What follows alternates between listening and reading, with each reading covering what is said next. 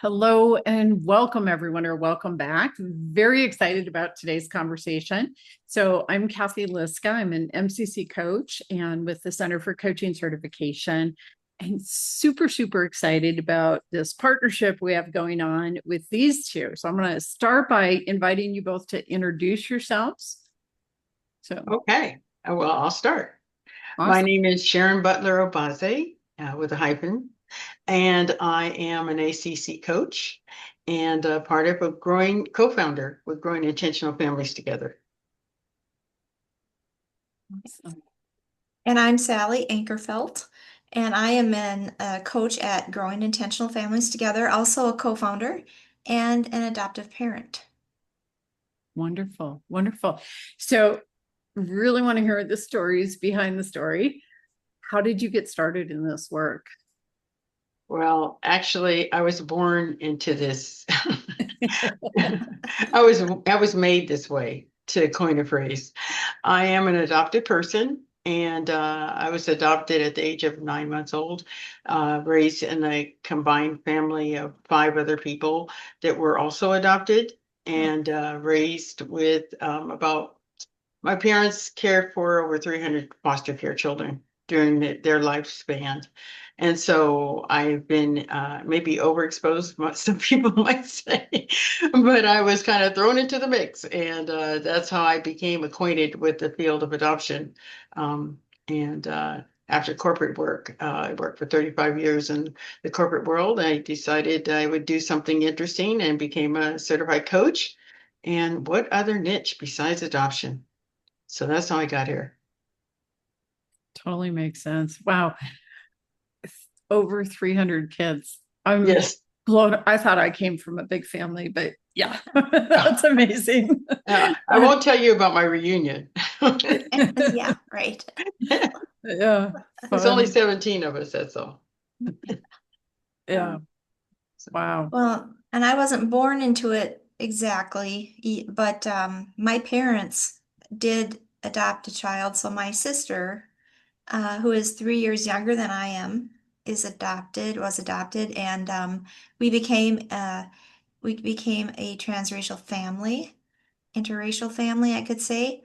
And she is 3 years younger than I am, and if you could see my wrinkles, you'll see I'm a little bit on the older side. But with that experience, my husband and I adopted three children when we were ready to start a family, and it was a combination of me really feeling like that's something I wanted to do, and also infertility issues. And so that brought us to that point.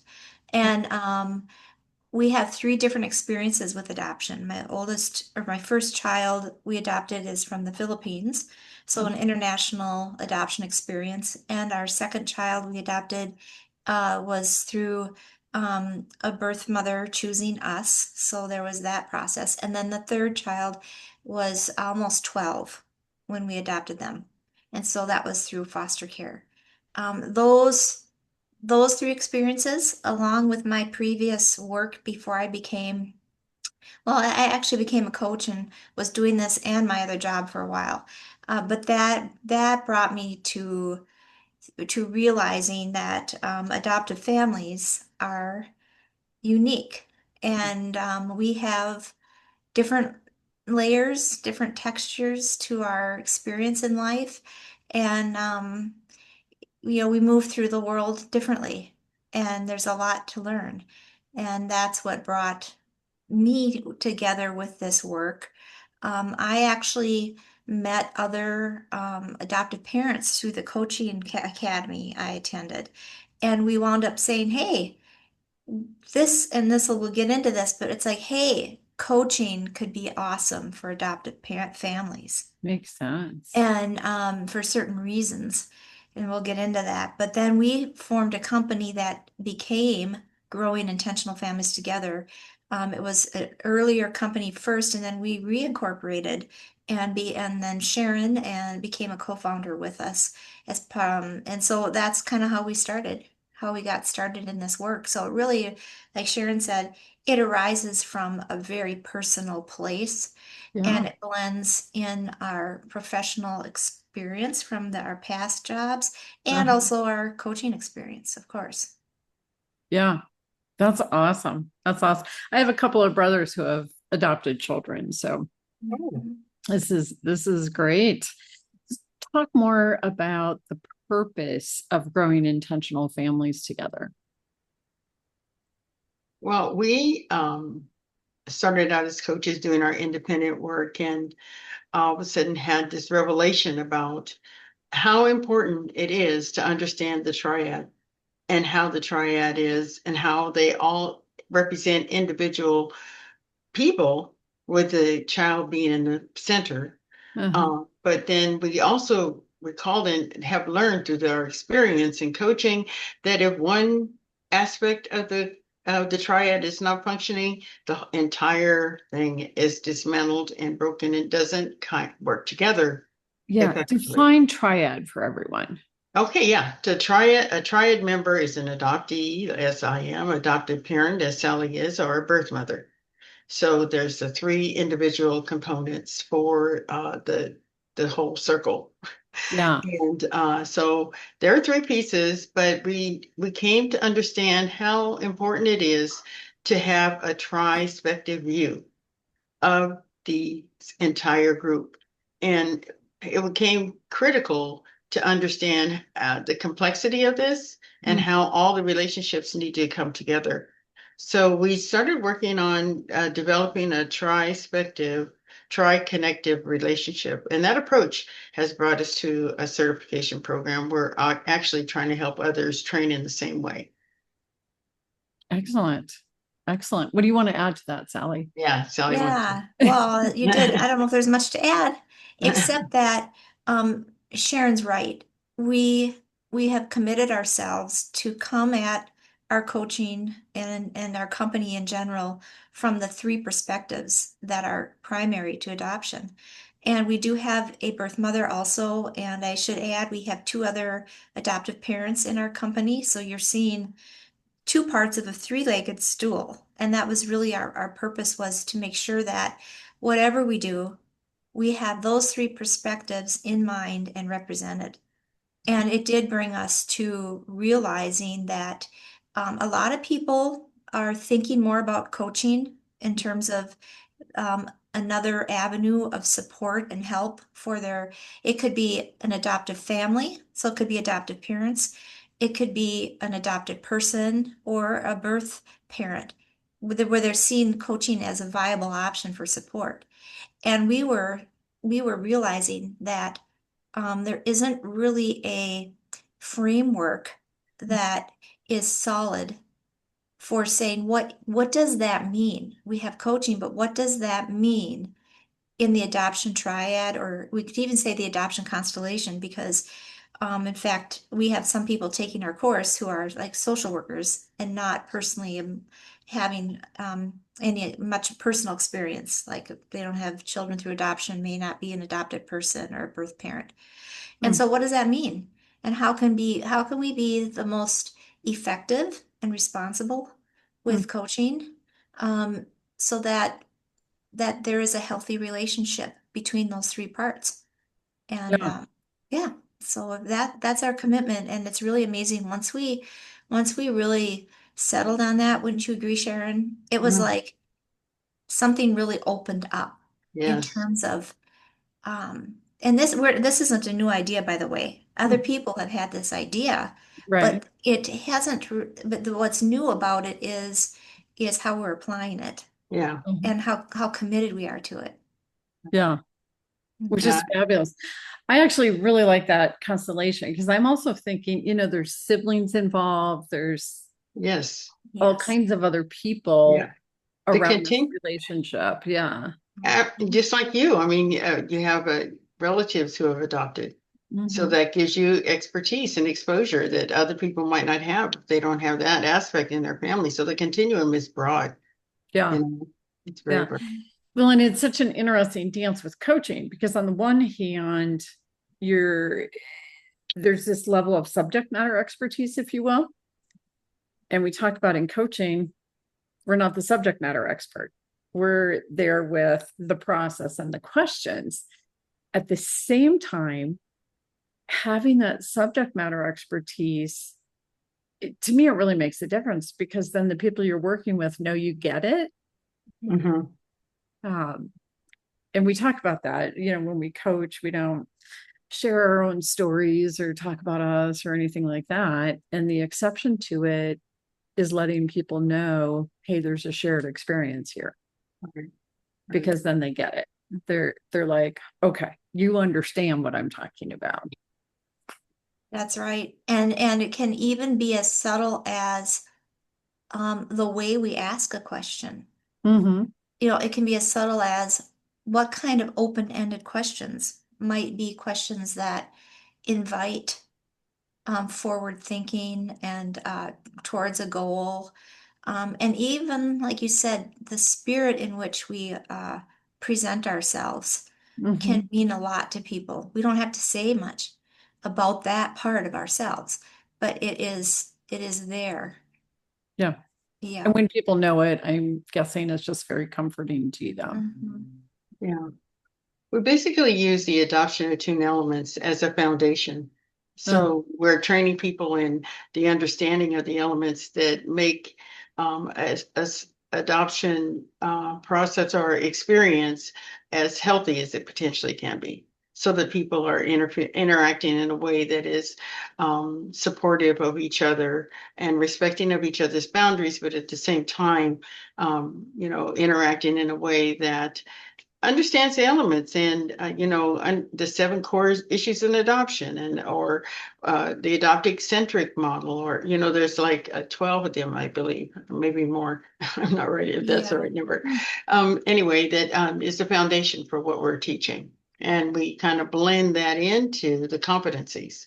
So it's a really rigorous experience, and it's been interesting to watch people go through it, people who are adopted or not. I mean, it's an experience that they come back and say, after the first lesson, I can't believe this, and how heartwarming and gratifying. And they have to step back sometimes and take a breath, because it's a real genuine, experience for each individual that experiences it.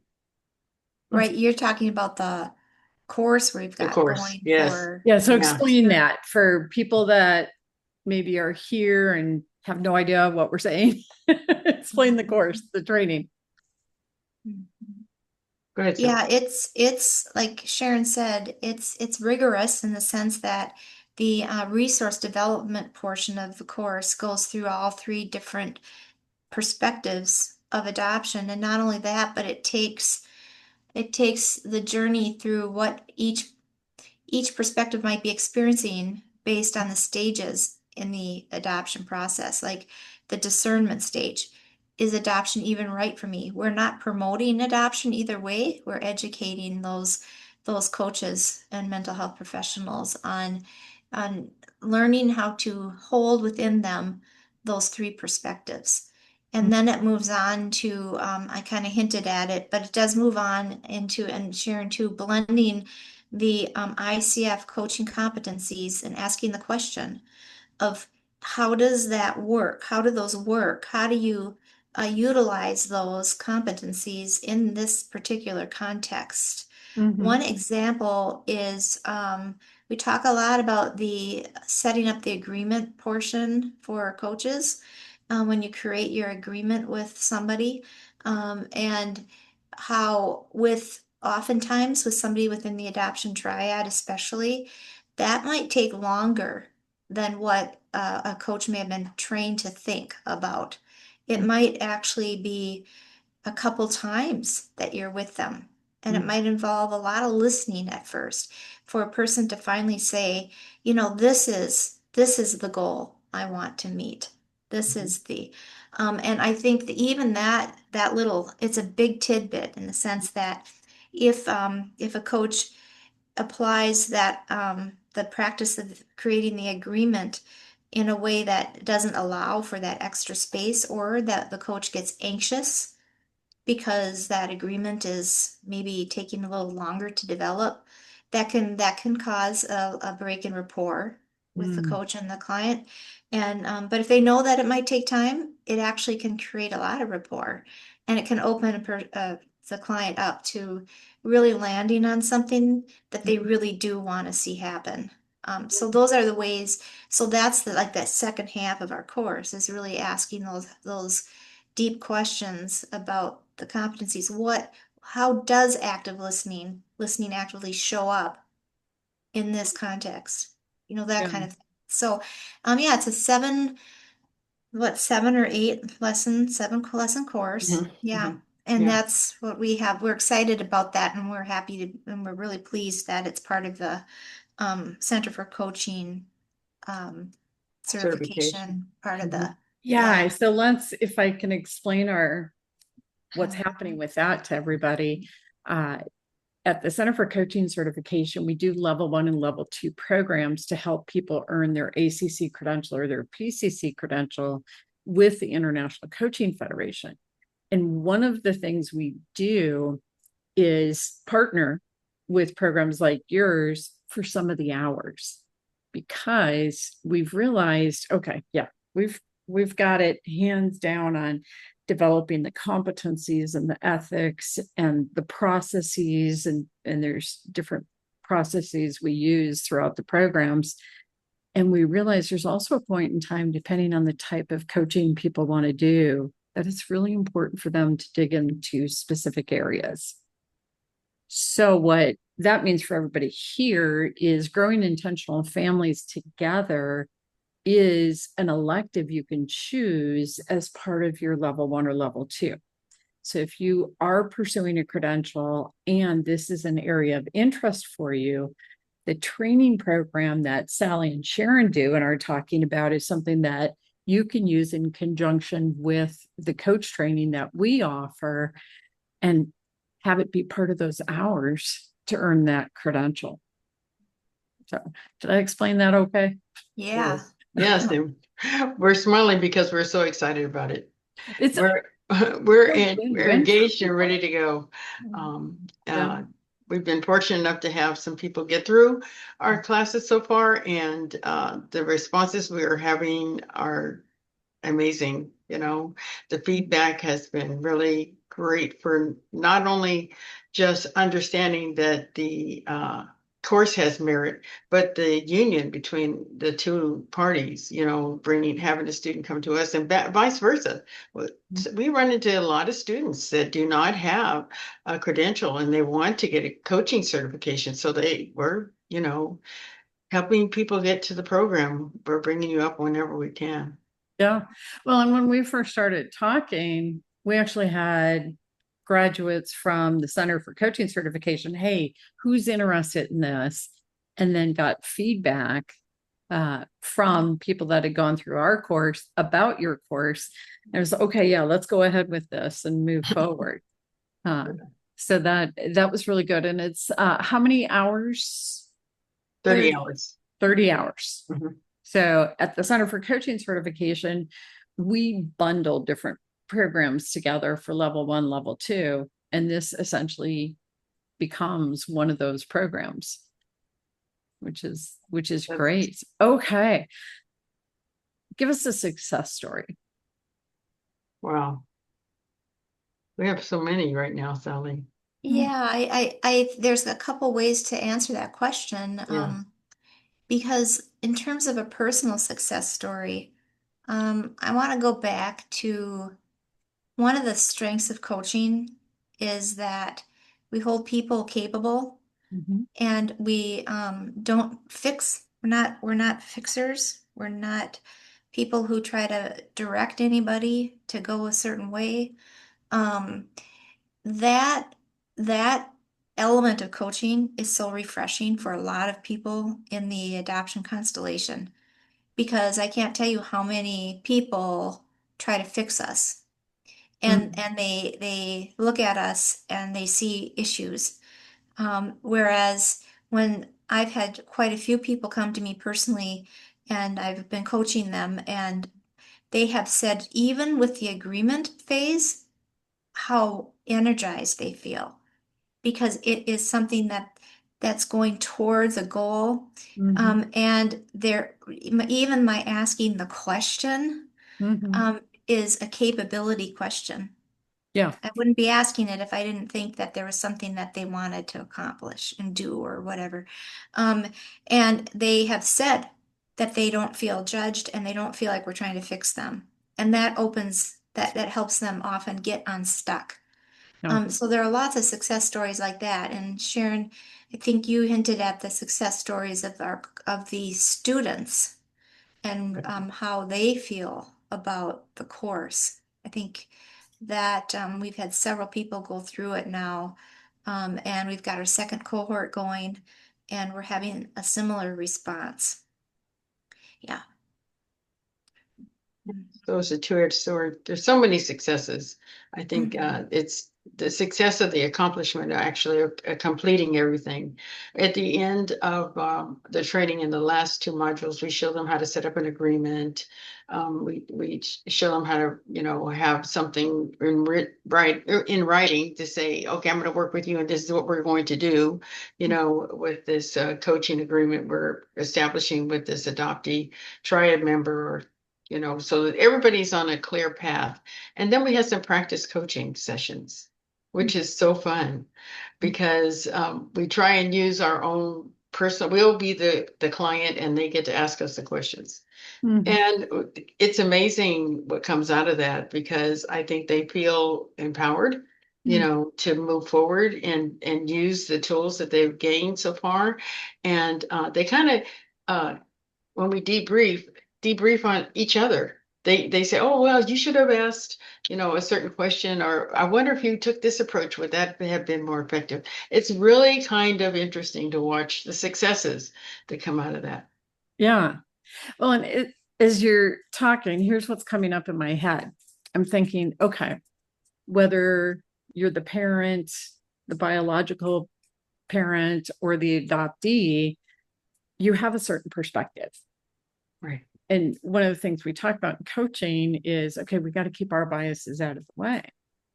So an added value in your program, it goes beyond just being a member of that triad yourself to really exploring the perspectives of the other people in the triad. Right. And then when you are coaching someone, as you said, okay, we're not here giving you advice. People are so sick of being told what to do. They're tired of it. And that's a great thing about coaching because we don't do that. It's truly, you are your own best expert and Yes. And honoring that. yeah.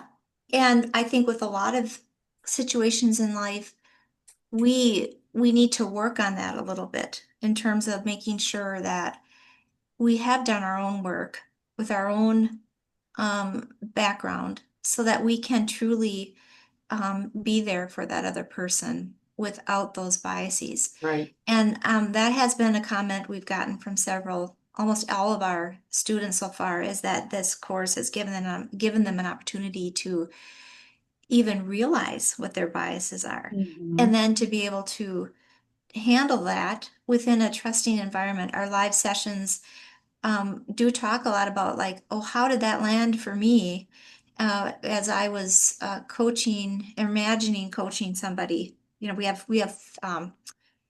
what do you call that, Sharon? Fake examples. We have, Oh, like, yeah. yeah, we made up Scenarios fake, or something. Yeah. Yeah. Oh, yeah. We have fake people. scenarios of different arrangements Yeah, for adoption, like yeah, two older people who adopted a young child, or uh, a heterosexual couple, same-sex couples. We have all kinds of scenarios. I think there's about 8 of them, and they go run through the whole entire course, Okay. and they are dealt with from every perspective: adoptive parent, adoptee, birth mother.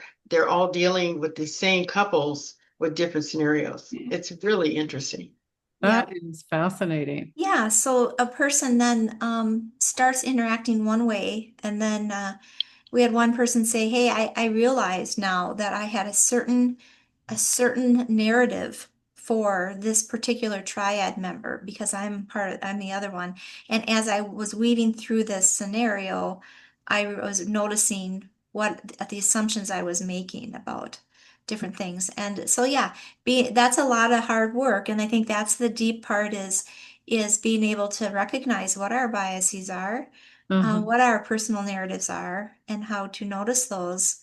And we also have kind of a self-care thing before and after a session so that if something did come up with a bias, the coach is able to address that before the next, personally address it before the next session so Yeah. that the rapport can stay strong. Yeah. Yeah. Well, and I'm imagining this is also applicable in terms of triggers. Yes, trauma and triggers. Yeah. Mhm. They Based go on hand in hand. someone's experience, certain Right, things. Mhm. right, right. Yeah. Yeah, And I know there are triggers in other areas of coaching for every coach, I'm sure in any area. yeah. It does feel like this is such a ground, what groundbreaking or some Yes. adoption is so groundbreaking for somebody. And I mean Uh-huh. breaking one's original ground, that that it becomes even more important to notice biases Uh-huh. and triggers, and Yeah, that our strength of being part of the constellation also is our challenge, yeah, so that we can be there but not have those triggers. Yeah. yeah. It kind of destructs the common thread or the common thought that someone comes into the room with. It takes it apart and really puts it under a microscope and has people look at, what is driving this for me. Yeah. Fascinating. This is so interesting. And I'm just, as you're talking, I keep imagining different pieces to this. And it's fun insofar as, yeah, people learn coaching. In this case, it's also learning about all these dynamics involved in that coaching. And sometimes it's funny, people, well, you've heard this too. People go, well, what does the coach do? They don't Yeah. tell you the answer, or, what's the point? And it's funny because it actually takes, to me, more time, more skill, more patience to Mhm. coach than it does just to tell somebody answers. It does. Absolutely. It really does. Yeah. And the work that goes into it, knowing about, I mean, if you're a human, you have biases, right? We all do. And it's funny how often people don't realize the biases they have. And this, I can imagine, because they're thinking, oh, I have experience with this. I'm, part of a triad or that kind of thing. Mhm. To be able to have a safe space with y'all to really dig into that and recognize it, to be aware of any triggers in there. Hmm. We have a real quick, I have to say, we have in each lesson, we've got a language matters section. Mm-hmm. And it is really important, especially within adoption, to be aware of one's language and how one word can really make a difference to somebody, and who has the right to say certain words versus who doesn't. And Right. how does the coach utilize that? We've got an adoption dictionary, language Yeah. dictionary that's yeah, 19 pages or something. And there's always a 27. little more to add or change. Interesting. But that is another thing that coaches can really benefit from if they're going to Yeah. be in a coaching Yeah. adoptive and within the adoption constellation is how am I showing up here with my language, with the words Hmm. I'm using? Mhm. Yeah. And intention and impact are not necessarily the same thing. That's Yeah. exactly right. Yep. Yep. Yeah. In our coach training, we also talk about language because there are words that are poison, frankly. Uh, limit, shut it down, whatever it is. And then there are words that really pull people out back to how you say what you say. So that totally makes sense in that regard. Yeah. And share a personal success story of coaching somebody, whatever part of the triad. Oh, I had an opportunity to coach two people who took one of our other courses, is adoption right for me. And they went through that whole scenario, trying to figure out if adoption was right. And their particular situation, they already had biological children and they were going to add to their family. Mhm. And so that'll give you an idea. They're not young, they've got Mhm. some older children running around. And maybe a baby, would have been a nice idea, but that's as far as it got because after they decided, completed the course, no, adoption's not right for me. I shouldn't get engaged with this. And that was a success because Mhm. imagine if they would have adopted a child and then found out in the middle of it, this isn't working. Yeah. The impact it would have had on another human being, you know? Mhm. So that's a success for Yeah. me. Helping somebody figure out whether or not it's right, whether or not it is right. Yeah, yeah, which is a part of our course, our certification course. Also, we Yeah. don't use that particular scenario, but we do train them Yeah. and help the elements of, making that decision. Yeah. Which is awesome. So I'm excited to hear that for people. In addition to the coach training side of it, you also have a program to help people figure out, okay, do I want to do this and learn about things to be aware of. Mhm. Mhm. A great That's example. that's awesome. That's so awesome. Okay, so people want to find you. Where do they go? Yep, we have a website. So it's gift, like a present, familyservices.com. So it's an acronym for Growing Intentional Families Together, giftfamilyservices.com. And we also can be found on Facebook, Growing Intentional Families Together, TikTok, Instagram, Pinterest. You just put in Growing Intentional Families Together, or you certainly can email us anytime at adoptioncoach@giftfamilyservices.com. Yeah, And if you're on our website, we do have a 1-800 number too. You can always call us if you have Mhm. questions. We'd love to hear from you. Yeah. Yeah, we're on LinkedIn also. Oh, LinkedIn, of course. How'd I miss that? Good catch. The big one. That's awesome. Yeah. That's awesome. It's really a wonderful thing that you're there. And I'm imagining the value for so many with what you're doing. So that's great. And of course, they're on our website too. We have a page with different electives that are options for people who are doing their coach training, and this is one of them. So very happy to have people find them that way too. However you get there, it's if this is something that's valuable for you, it's great to know it's there Yeah. and out there. Yeah. What do you want people to take away from this conversation? Mm-hmm. I feel like if this has helped you become curious about your own career path, what you're doing, maybe you're a tribe member, maybe you're a professional, mental health professional, a social worker, it doesn't really matter. But I'm people who are thinking about what next, Mhm. this is an option to consider. Yeah. That's what I would say too. I would say I'd like them to take away the power of coaching, that what that can do with within the adoption constellation. Mhm. And I feel really good about our partnership because, like Sharon said, we have had people curious about our program, and then they become even more curious about coaching in general. And so we have your organization. We don't have to create that. You've got that handled in a way for us. We can say, yeah, come over there for the coaching certification through ICF. Come to us for the in-depth look at adoption attunement coaching. And yeah, so that would be my thing, that there's help out there for people within the adoption constellation personally. And Mhm. coaching is when it's done well and responsibly, it is an excellent resource for people and professionals. This is an excellent opportunity for professionals to do something different. Yeah. Yeah.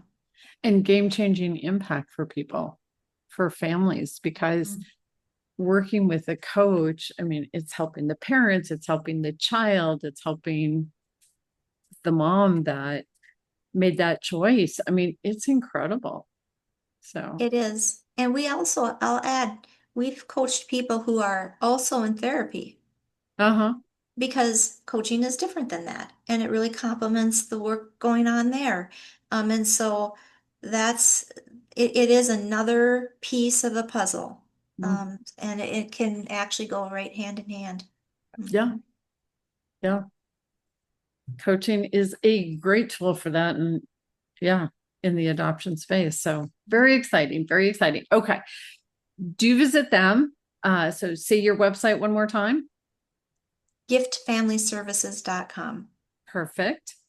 And also please come visit us. We're at coachcert.com.